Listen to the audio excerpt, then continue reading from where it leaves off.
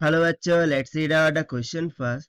Figure shows a three-particle system with masses m1 2 kg, m2 4 kg and m3 8 kg. So यहाँ पर हमें एक figure में देखने को मिल रहा है system of masses.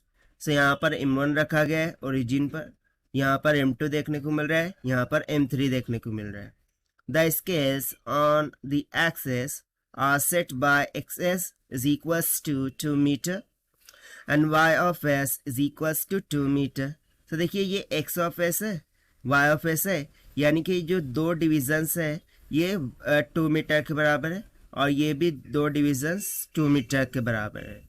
What are the y coordinate of the system of center of mass? सो हमें y coordinate of system of centre of मास को कैलकुलेट करना है.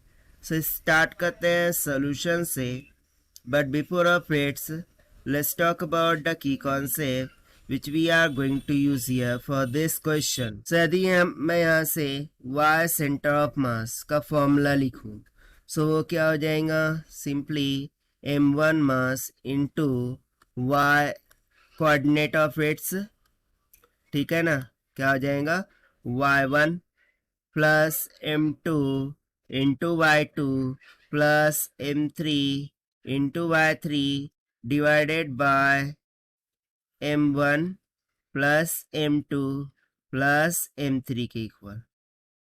ठीक है, तो सबसे पहले मैं डिफाइन कर देता हूँ यहाँ से कि लेट्स सपोज कि m1 जो कि हमें दे रखा है 2 kg के बराबर. अब यदि इसके कोऑर्डिनेट मैं x1 y1 मान लूँ, सो वो तो बेसिकली ओरिजिन पर है, यानी कि इसके कोऑर्डिनेट सिंपली 0,0 हो गए. उसके बाद m2 ले लें, सो वो तो 4 kg के बराबर है, उसकी कोऑर्डिनेट मान लेते हैं x2 y2 है, so that will be equals to. So देखिए m2 यहाँ पर है, सो ये एक्सेस पर है, यानी कि x2 कितना हो गया 2 मीटर, और वहीं पर y देखूँ सो ये 1 मीटर हो जाएगा ना. ठीक है, सो ये इसका कोऑर्डिनेट हो गया 2,1. उसके बाद m3 ये कितना है 8 kg के बराबर, सो इसके कोऑर्डिनेट हम मान लेते हैं x3 y3, so that will be equals to, यहाँ से हमें x कितना मिल रहा है 1 मीटर, सो y कितना है, ये दूरी देखिए कितनी है 2 मीटर. ठीक है ना, ये x 1 मीटर हो गया और ये y 2 मीटर हो गया. सो 1,2 इसके कोऑर्डिनेट मिल गए.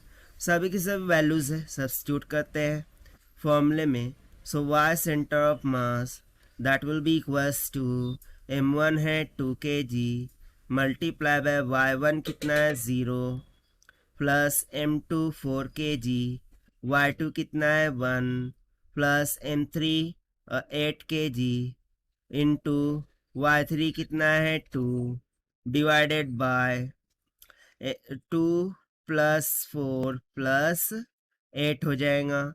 सो दिस इज इक्वल्स टू, ये तो हो गया 0, ठीक, प्लस 4 प्लस 16 डिवाइडेड बाय ये हो जाएगा 14. सो 4 plus 16 20 divided by 14.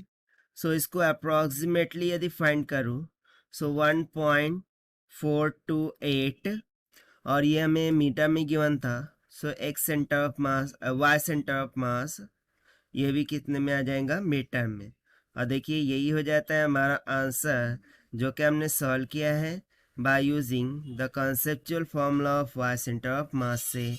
So this is the required solution. I hope you understood well. Best of luck. Thank you.